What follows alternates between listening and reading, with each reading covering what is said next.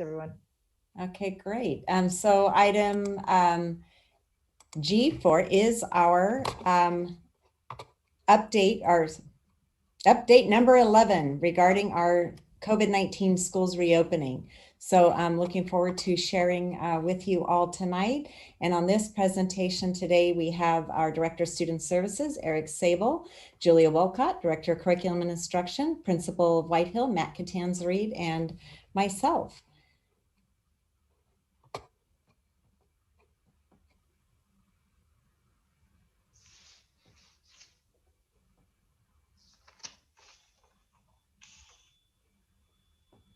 All righty. So as probably everybody knows, is that beginning on December 8th, Marin County began its regional stay-at-home order, along with some other counties in the Bay Area. The way that the state had put it together is that it would be when a county went below 15% beds in their ICU capacity. But Marin County determined to be proactive and went out ahead of that on December 8th. And our stay-at-home order will last through Monday, January 4th, 2021. The great news related to the stay-at-home order, the great news related to schools, is that we do not have to close. Our schools will effectively remain open. And even though Marin County is also in the purple tier, tier 1, we moved into that. That we don't have to close. We can continue to keep our schools open, as well as continue to expand any of our schedules once we're able to finalize and determine when that would be best for our school district. Nothing about the regional stay-at-home order changed any of the tiers. We still are operating within 4 tiers that have been determined at the state level. So what happens within each of the tiers is that we go into a different level of protocol related to symptoms or related to how we react and respond if there's an exposure or a positive case on any one of our campuses. Schools were determined to be essential, and so for that, this stay-at-home order doesn't impact our ability to move about our campuses and be in place. And we do not need a waiver. The waiver was only necessary and required in the event that Marin County moved back into the purple tier before a school had opened. But because every single one of our schools is open, we can remain and continue on. Just want to say how pleased we are at our first look and overview at some holiday guidance was over the Thanksgiving break. We've had some practice now with that. And so with this regional stay-at-home order, it just makes that a little bit more restrictive in the respect that if any families do travel, once we return from winter break we come back on January 4th, that's a professional development day for all of our certificated employees. So beginning on Tuesday, when we would come back into hybrid model, there's a certain number of days that the students would need to quarantine. So I'll go over that a little bit later. But we're very pleased that all of our staff and our students and our families are following the health and safety protocols. One of the utmost priorities that we had all throughout the fall and planning for our in-person instruction was needing to do what we could to maximize all of our protocols and safety measures to ensure the health and safety of all of our students, staff, and families. And so we're really appreciative that families are following the protocols. They're monitoring their children for any symptoms. They're not sending them to school. They're being very proactive in choosing to have their children remain at home if there's any potential exposure that may have occurred in the household or a symptom with a child. And that's one of the benefits of our hybrid model that we're in, and the way that we've structured it is that students can easily move between the virtual learning academy and the in-person model. So if a student is quarantining, or if a student, as a result of any travel over the holidays, needs to quarantine once they return back to Marin County, or if they've had any exposure with guests being in their homes, that they don't have to resort to, let's say, an independent study program. They can remain in virtual or be in virtual learning academies. So there's that fluidity and which is what we were striving for, because whether or not it was individual students needing to quarantine, a cohort were to need to close, or any of our schools closed, we wanted to be really facile and adept at switching from one platform to another of instruction, or sorry, in person or hybrid. So we're looking forward to learning more about where educators will be in the whole prioritization of the vaccine. We have that to look forward to. And I know there's a lot of wrangling about who are need to be determined as to be the most essential. So we'll be looking forward to that on the horizon. But here we are in the regional stay-at-home order. Those links are live. So if anybody goes onto the board docs and looks at the slide presentation that's been uploaded, they'd be able to click on those docs and read all about them. And all of these items too are posted. We've created a COVID-19 webpage on our district website. And so that is updated regularly. And if folks go to the handbooks section, it lists every bit of information in the tiers as well as the various handbooks. So Julia, next slide. One of the elements related to all of what the work of Marin County Office of Education, the Marin County Health and Human Services, and school districts, and specifically with various pediatricians, Marin County Health and Human Services director, associate director, and the school nurses, as well as all the volunteers and nurses who have stepped up to monitor the phone systems and the emails when schools have questions about how should we proceed. So the beautiful part about all of that collaboration and work together is there are 3 specific items that we rely on and look to for our guidance. And that is the handbook, this item here that's up on the screen right now called the decision tree for schools, as well as what's called an exposure protocol. And within that document is embedded the various letters that we would generate based on a different scenario. So those all live, as I mentioned, on our district website. Most of the tiers and for sure the stay-at-home have each one of these 3 items, the handbook, the decision tree, and the exposure protocols. But for tiers where they've not yet been developed, for example, the stay-at-home has kind of, this decision tree is both for the stay-at-home, the exposure protocols for stay-at-home and tier 1. So some of them overlap, but every time there's a revision, we make sure we get it up on the website, and they're also embedded within the handbook. So Ross Valley, we created a handbook prior to Marin County Health having one ready.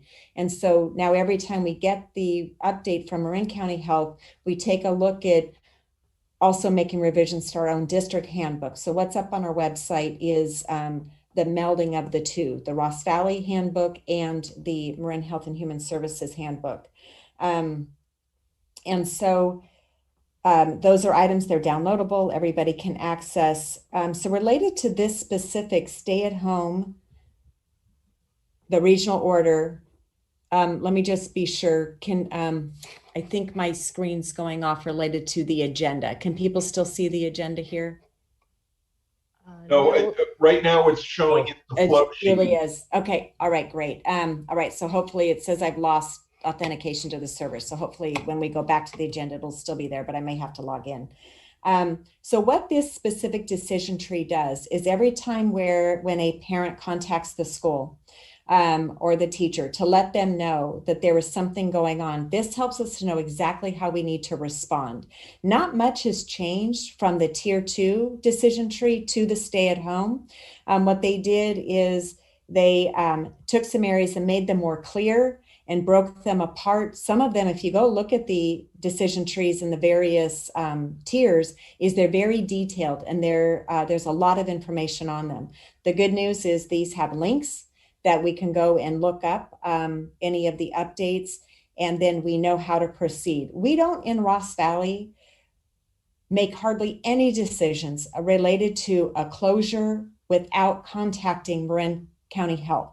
And those nurses, as I mentioned, are on call. They're very responsive. And anytime our school nurse, a school administrative assistant, a principal, Esther Salinas, anytime any of us has questions they're ready and available to answer to help us move forward. And so they've prioritized student and staff and family health and safety. And it's just a great partnership.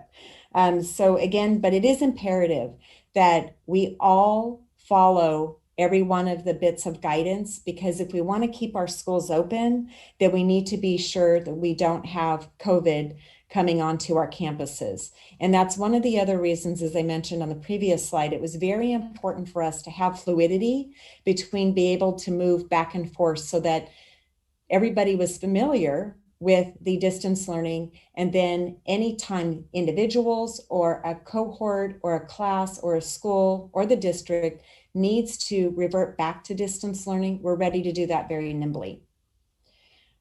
So Julia, next slide. And some of the changes that came forward that as the county health department has taken a look, there's a 30-point guidance that originally came out in June, and then there have been some revisions, but the most latest revisions are in guideline numbers 8, 19, and 24. And this 30-point guidance is what each of our school sites and the district used to develop each school site protection safety plans. And those went to the county health department for review. And if they had any recommendations for any revisions, we took a look at those. Each of the school sites has a task force from their own individual school site made up of administrators, school AAs, parents, teachers, classified employees, so that every step around what are our protocols and how we implement the guidelines, then there's input from members of that school community. So these three guidance changes is what we haven't yet learned about, and we'll hear more, I'm sure, shortly, is that Marin County Health is not looking at us having to make revisions, full revisions to the guidance. These will be most likely addendums that will go up as part of the revisions. Each of the school sites takes a look at their SSSPP once a month to determine whether any changes are made. So originally, there was a minimum of testing for employees at least once every 2 months. And County Health is saying they would like to increase the frequency for staff testing up to 1 time a month. We are already ahead of that because we are offering our employees the opportunity to get tested in 2 locations within our district boundaries. And they change. 1 week it's at the district office. The next time we offer it is at White Hill. And so we offer it right now a minimum of 3 times a month. So anytime an employee wishes to be tested on our school through our district, they're able to do that. And they're also able to go to their healthcare provider to also get tested. And in the district, we offer both the no swab test that is taking a look at the molecular level, as well as the antibodies test. And that is drawing blood, but employees can choose that. So they can see it. Do they have antibodies? Do they test negative? Where do they go? And then they'll know how to respond if there's any positives. And then the next guideline is stressing the importance of fresh air in our schools. So related to the HVAC systems, offering the opportunity for having air purifiers in the classrooms. And our school district has already done that. Our HVAC systems are already set to the maximum open capacity for maximum ventilation of fresh air into each of our classrooms and offices. We have replaced all of our filters to be MERV 13 rated, which is in alignment with Cal OSHA. And also we purchased air purifiers for every single classroom and office space. And we're stressing, even in the cold weather now, that to keep that fresh air flowing, what we know, and Dr. Santora says always, is COVID hates the fresh air. And so the more we have the fresh air, so if people bundle up, then we'll have that maximum air flow in our classrooms. As well as we have the outdoor spaces that are being able to be utilized whenever a teacher, a school determines that they want to move to the outdoor space. And then the last guideline change is number 24. So originally, the guidance was that students for grades 3 on up must wear face masks. Ross Valley had already had all of our students wear face masks unless they had a medical or behavioral contraindication. And that's still in place for students who are not able to wear a face mask, but the guidelines have changed so that everyone must wear. And so what they're recommending is please allow for exceptions while students are eating and to also be able to offer face covering breaks. So that what the county health has indicated is that people are better able to tolerate being able to have a mask on their face when there are periods of time throughout the day that they are able to take them off. And so the ability to do that will occur outside. And if a student needs an individual break, then they work that out with their classroom teacher. So we're already moving along in those. Those are not difficult at all because majority of those 3 changes we've already been doing. So great news there. And before I turn it over to the next slide, just want to see if anyone has any questions on what I've been talking about so far. No question from me, from Marie. No. All right, thank you.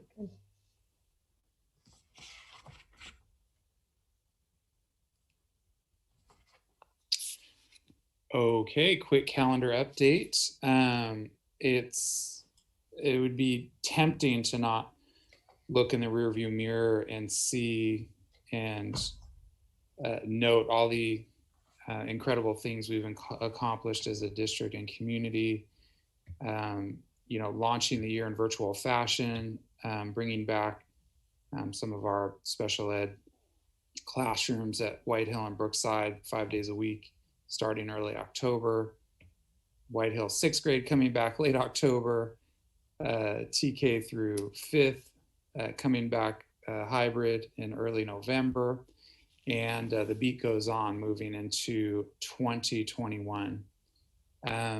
Monday and after, again, we're first of all hoping for a really restful and safe and restorative holiday for our staff and for our community and our students. And of course, 9 months into this school closure through the pandemic has exacted a real toll on all of us. And so we're really hoping for people to be safe, and Health and Human Services has a lot of guidelines that we're communicating out via multiple means to help spread that good information about staying safe. We're not through it just yet. So coming back on Monday, the 4th of January, we're really excited for our Professional Development Day. And Julia Wolcott in particular has been really, really hard at work over the last month to really curate a great day of learning for our teachers and staff. And then we get back to students in hybrid learning on that Tuesday, the 5th. TK through 6 as per normal. And then at White Hill, continuing to have the 7th and 8th grade learning hubs along with 6th grade in hybrid. And then moving into that 3rd week, we have, of course, the holiday for Martin Luther King Jr., federal holiday. And then that Tuesday is an exciting day, and there'll be more details to come a little bit later tonight as White Hill launches 7th and 8th grade, the 3x3 model. They've been working extremely hard for months and months to, again, really make sure that their return to campus has been thoughtful and methodical.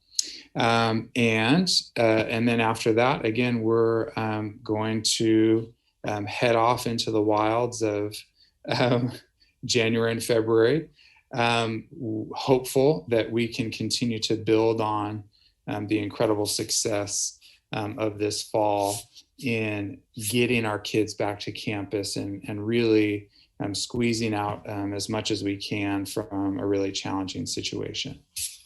And if there are any questions, please let me know. Otherwise, I will pass it along to my next colleague.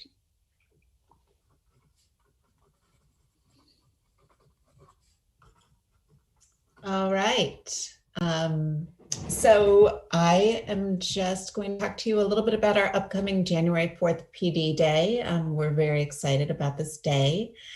We're going to begin our day providing the whole district with an equity update. We want to take a moment to make sure that everyone has their eyes on our new Ross Valley School District racial equity vision statement.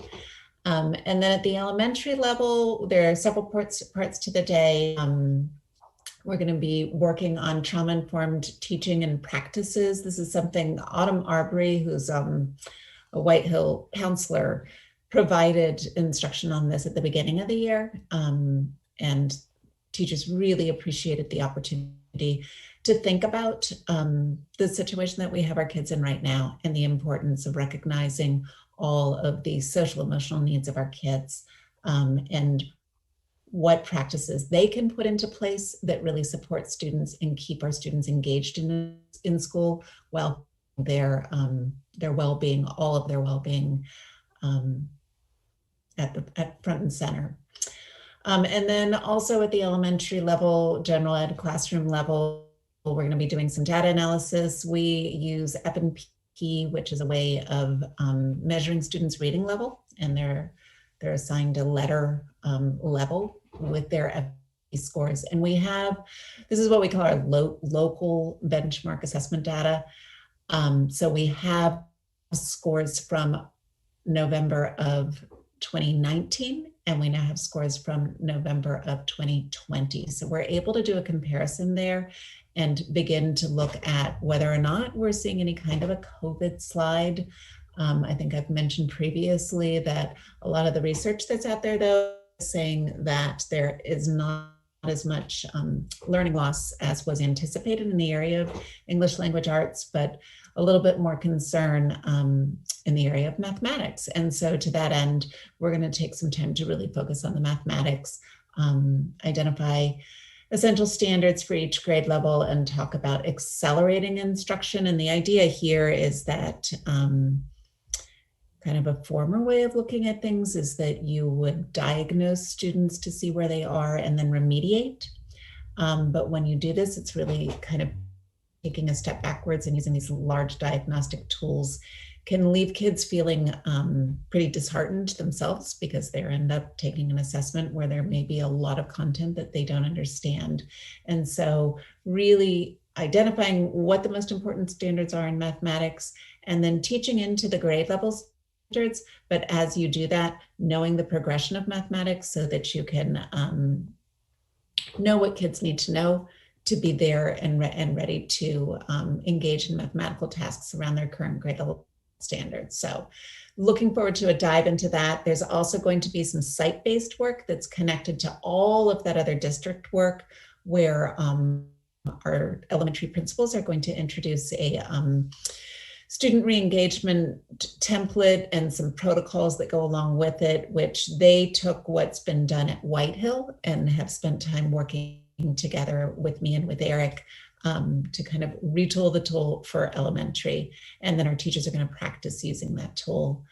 And then we're also going to have time in the day for our elementary teachers to meet across sites in their district grade levels. And as is always the case, that is a time for sharing best practices and planning for instruction. And our elementary is not, of course, only gen ed classroom teachers. We also have our AMP teachers, our art, music, and PE teachers. They'll all participate in the trauma-informed teaching and practices in the morning and the equity update. But in addition, they'll be doing some of their own sharing of best practices. Our elementary special education teachers are going also to have we hope, if we're able to get it scheduled, an hour or so long webinar on a new program that we're bringing to district called Imagine Math, and the kind of companion program, Imagine Math Facts. And then at the middle level, our 7th and 8th grade teachers are getting ready for the new model that Matt is going to be talking about in a moment, the 3x3. And so they have lots to think about, lots to do. But one really key part of their day is they're going to engage in conversation with their 6th grade colleagues who have practicing that concurrent instruction of hybrid and distance learning or in-person and distance learning at the same time. And so really wonderful opportunity for our 6th grade teachers to share their expertise with their 7th and 8th grade colleagues. The 7th and 8th grade teachers need to have time just to set up their classroom environment. Right now, their pods are quite small, and they'll have more students entering their classrooms, and then doing some planning around that concurrent instruction. And our 6th grade teachers are going to take a deeper dive. There's some really wonderful articles out there. There's actually a local educator named Catlin Tucker who's done incredible work on managing the concurrent classroom. And so reading an article there and taking some of those learnings and applying them to future lessons that they're going to be teaching. And that, in a nutshell, is our upcoming PD Day. And any questions before I move on?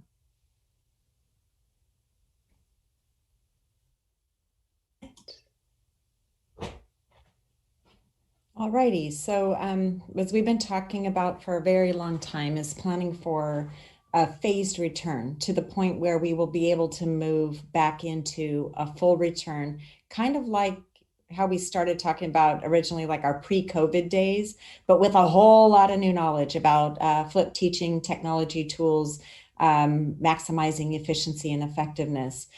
So where we are right now is that we are in phase 3. Our special day classes started back on October 5th, and our 6th grade is in its 7th week of hybrid, and our TK through 5th grades are in their 6th week of the hybrid. And as I believe you're all aware, that we are in an AB cohort where our students come to school for a partial day and then they go home in the afternoon, and they have their art, music, and PE classes. And then students were able to choose whether or not they wanted to be in person or remain a virtual learning academy. And so the students who are in the virtual learning academy, they are Zooming into the classroom, and then there's time dedicated for them through office hours that they have distinct time in the afternoon to connect with their teacher. And so where we were originally looking is going to a phase 4. But where we realize now is, if we can go to the next slide, Julia, is before we can get to phase 4, looking at kind of an expansion of our hybrid model. We're calling it 3.1, and that is to where we'd be extending our in-person instruction into the afternoon. What we've already identified is some criteria that we need to be able to do in order to reach that. The first one we've already done.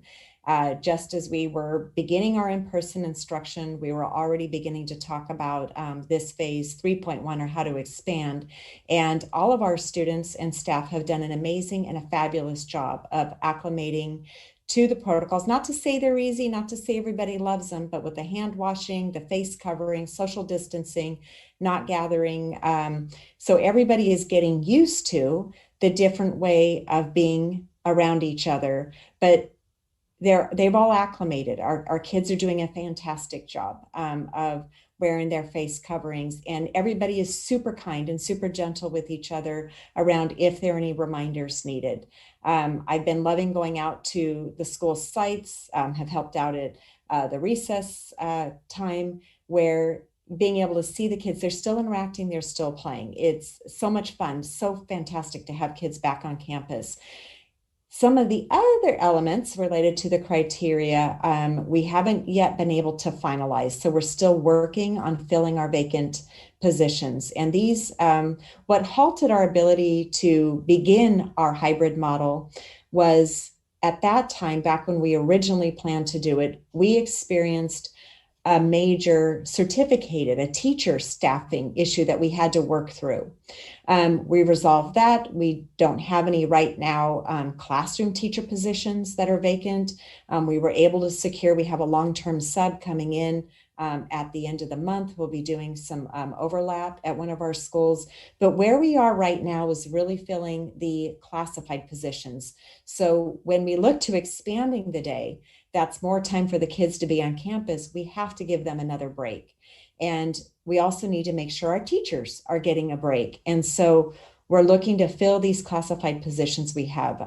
So far, we haven't been successful. That we're really going to need. I had a conversation with a parent last week, and so be talking to the administrators at our upcoming meeting this week around possibilities that where we can utilize folks to come in and fill, even if just temporary, some of these positions that we have. And we need to ensure we have substitute solutions.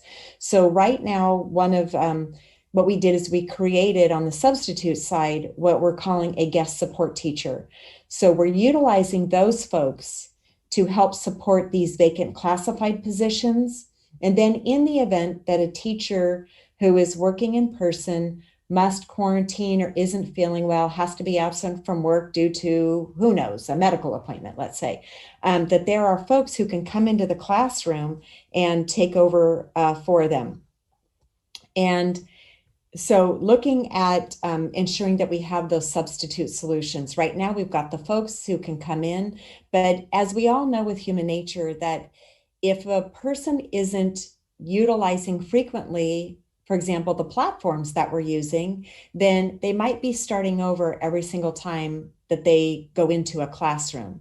And so really helping to enhance our training for substitutes, making sure that we've got a regular substitute pool, so that frequency by which they're getting used to our systems, that they're used to that. We luckily, a lot of our kids are adept at the technology, and so they're very helpful. We here at the district office, as well as the site principals, step in to sub whenever is needed if we're short a substitute. And so very thankful that we do have administrators, we can get coverage, but as we know, if we have more than one teacher out at a school site, there's only one principal. And so at White Hill, they have 2 administrators, but we would need to be able to have backup to make sure that classes can run in person. The other thing we're working on is adjusting the schedule for the day. So as I mentioned at the top, the kids leave right around noon, and we need to be able to expand the school day and still allow our teachers to have preparation, our art, music, and PE classes, and our virtual art, music, and PE classes be able to run, and the kids who are on the virtual learning schedule, that to be able to make sure that they have access, live access with a teacher at least once a day. So needing to fit all of that in. We may need to make some operations adjustments, but so far so good. Everything looks to me moving along. And what we don't know yet, but may come up as we get closer to the plan, is taking a look at the county tier assignment, the stay-at-home order, and then testing availability. As more and more folks are getting tested, it is causing a bit of a lag in terms of getting those test results reported back. And so all of the management related to health and safety is being able to have quick turnaround on those. So we may need to be able to make sure that we can expand testing and get regular symptoms. So again, I just want to appreciate the partnership that we have with the parents to monitor their kids. It's super helpful because now we know that we're in a place where people are really being careful with them, with their health, and with the health. They want to make sure that our classes stay open too. So our families are being great. Our teachers, our classified employees are just fantastic. So we are looking forward. And as soon as we have our expanded hybrid model ready to go, we will, of course, notify our families, bring it back here for you as the Board of Trustees to be able to view, and so on. So we're hoping that at our next meeting, the first meeting we have in January the 12th, that we'll be able to come back and provide an update and be able to let you know where we are with this and with a hopeful starting date. And with that, I'll turn it over to Matt, who can talk about White Hill, unless there are any questions. Sorry for a second to go back. If there are any questions around the expanded hybrid or our hybrid model. All good. Good, okay. All right, thank you. All right, Matt. Thank you, Marcy. Before I begin, I just want to say thank you to the board and welcome to the new trustees. Thank you for having me. And we have a kind of a brief timeline here that's already been kind of mentioned previously by different presenters. But the 6th grade hybrid started on October 10th. we had 75% students in person and 25% stayed in the virtual learning. And that continues this week as well. And that's going to continue as we move forward. Then we had 7th and 8th graders starting on November 12th with prioritized learning hubs. 26 students showed up on campus, and that grew to, we have about 60-ish students on a daily basis now, starting December 1st when learning hubs opened up to all students. And then last Tuesday, we had a wonderful town hall with our 7th and 8th grade parents. We had a great conversation where we introduced our 7th and 8th grade hybrid schedule, which we plan to begin on January 19th, which coincides with Q3. And our model is going to be, I'm calling it a modified 3x3. And the reason that it is modified is because we have that 0 period. So on the next slide, we're going to kind of go through the Bell schedule and talk about why we chose the 3x3. There are pros and cons to pretty much every schedule. I think this is schedule number 24 that we've created. I've kind of lost count, but I think that seems like about right. And the way we are going to move forward with this schedule is we're going to have periods 2, 4, and 7 meeting during third quarter. And periods 2, 4, and 7 will meet Monday through Friday, so every day of the week. And that ends up being 325 minutes per week, which is more than double the amount of minutes that we currently have students in class right now per week. So there are pros and cons to this schedule. One of the things that jumps out right away is that depending on what a student's courses are, they will only have 3, maybe 4 courses if they have a 0 period during third quarter. And so they're going to be missing out on some subjects. And we recognize that. We understand that that is a con to the schedule. We also think that the positives outweigh the negatives. And the biggest thing, the biggest reason that we went with this schedule is that for organization, the organizational aspect for our students to only have to focus on 3 courses a quarter in the online format or the hybrid format, that is a really huge benefit for them. And so that executive functioning is really important. And also for our teachers, the workflow that our teachers are experiencing with just questions that in a typical setting, a student could ask and the teacher answers that question for 30 students. In this online format, there could be 30 different emails coming in with the same question, and a teacher is taking the time to respond. So that workflow is really bogging down the students and the teachers. So we think this will be super beneficial. So that is the main reason. As we move forward, all of our students, whether they're choosing hybrid or to continue in the virtual model, they're going to be assigned a cohort, either A or B. And if they have a 0 period, then cohort A will only meet, 0 period will only meet if you're a cohort A for third quarter. And then cohort B, 0 period students will meet in Q4. And again, that is to keep our class sizes at a half size. As we move from class to class, we will be changing classes. Our cohorts will be mixing.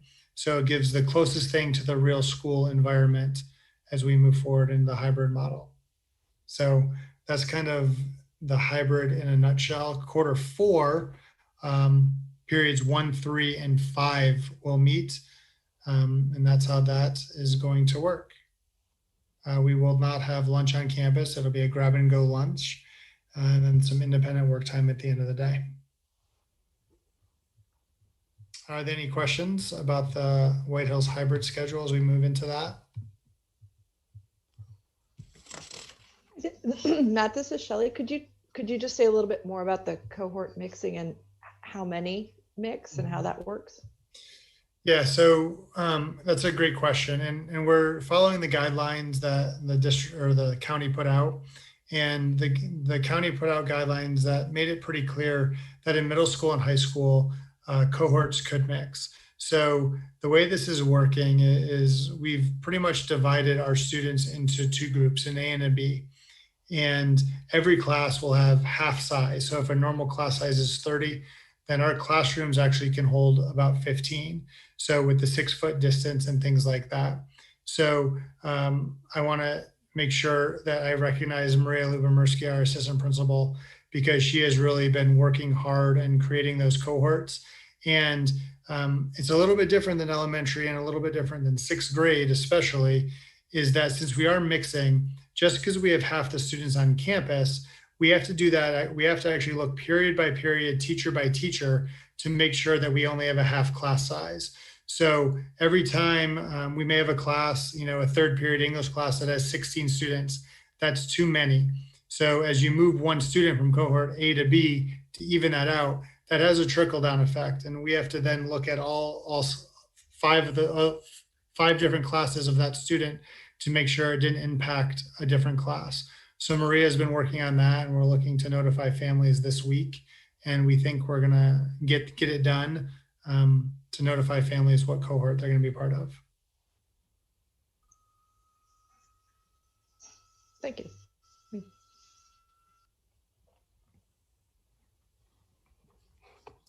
All righty. So any questions or comments overall? I have a couple of comments. Marie speaking here. I put my video on. You don't have to, but I am. Is it a good time? Sure. Yep. Absolutely. Okay, great. So first of all, I wanted to commend you as a district to prioritize the fluidity for the families and the students to go between in person and to go back home. Whatever you're not locked in a choice.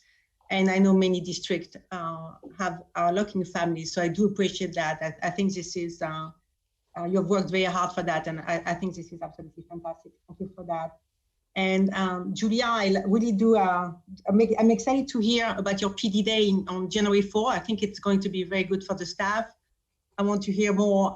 As you know, I like to see data, so I really want to hear more over the next few months around the topic of learning loss in both ELA and math. I want to see how that's going. I know we will have some conversation about that. I look forward to hear that. I want to see also pointed out to the fact that if we don't have the right staffing in the school is not going to open. Like a school without teachers is not really a school. So I really do appreciate that you keep repeating to the community that until, and I want parents to understand that until we are fully staffed, this is not really functioning. You know what I'm saying? Just I'm trying to express that. It's a bit like when Dr. Willis is telling us that we have 40 ICU beds in Marine, but he has only staffing for 29 beds. So in the end, we have only 29 ICU beds in Marine. And I do believe that I do commend you for trying to staff. And do you have any concern about staffing right now, or like what's your point of that, Marcy? Related to staffing, so on the right now we're great with the teachers, and I have to say on the teacher side we're great. I mean, our teachers are doing an amazing amount of heavy lifting, and what is added a lot to their workload and their ability to meet the needs of their kids is that in this virtual environment, the number of emails and email communications that they're receiving, which are perfectly fine, not to say it's a bad thing, but it is adding to their overall workload. Because in the regular days, you would have the kids in front of you, you may have a couple of emails, but now in the virtual environment, where kids may go home and they might have questions, the way of getting access to their teacher is via email, or their parents might need support around the technology or whatever it might be. And so that communication load is there. Where we're really needing to ensure our staffing is on the classified side. The classified employees we do have, the great news is in our agreement with our classified union, we have this ability to have employees work outside of their normal regular job classifications to support whatever's needed in this environment. But we do have a number of positions that are vacant. Folks resigned, they retired, they might be out on leaves themselves. And so we have a number of vacancies. And so we, as we're looking to expand the day, to be able to have folks there for that second recess. And it's not just about giving folks more time, because they can't be in two places at once. So we actually do need more bodies than we have right now. And then there are only it's a little over 300 certificated substitutes who have upped this school year, and they do that through the County Office of Ed for the entire county of Marin. So for 33,500 students, 19 school districts, however number of schools we have in Marin, that's not a large substitute pool. By this time of the year, in a regular school year, we're up over 500. And even in that, some days we do have shortages in substitutes. And what teachers have been so great about being able to do is being able to take kids from other classes if we're in a substitute shortage, but because of the distancing, they can't do that now. And so needing more substitutes when a teacher's out, we do need to make that more robust too. So we're trying to look at how creative can we get and can we be for filling those, but they are real needs that we have in filling those positions. So I will again put out a memo or a message out to our schools community, getting ready for the holidays. And again, in this one, also once again, including a plea for getting the word out. If our parents are in our community, they may not have the time, the ability to take one of the positions on, but maybe they can help get the word out to help spread that. Our principals are putting it in their messages where their vacancies are and so on. So we hope that with a broad swath of outreach that we will get some of these positions filled. But that's where we are with that. Okay, thank you, Marcy. Absolutely. Thank you. And Marcy, if people have other questions going forward, who's the best person to connect with you, to start with you, to reach out to Matt? Could you just let people know where to go if they have more questions? Yeah, great question there. I would say if it's about White Hill, go directly to Matt. And if it's about elementary, either Julia or myself would be who you can come to for that. And then if there's a specific question, if it's around special education, go to Eric. But if you start with one of us, and if any of us don't know the response, we'll be able to refer you to anybody who will be able to help answer a question or take any feedback that you have. Great, thank you. Sure, you bet. Okay, anything else on this agenda item tonight? All right. All right. That sounds, we are going to go ahead and move on to the next agenda item. And I'm imagining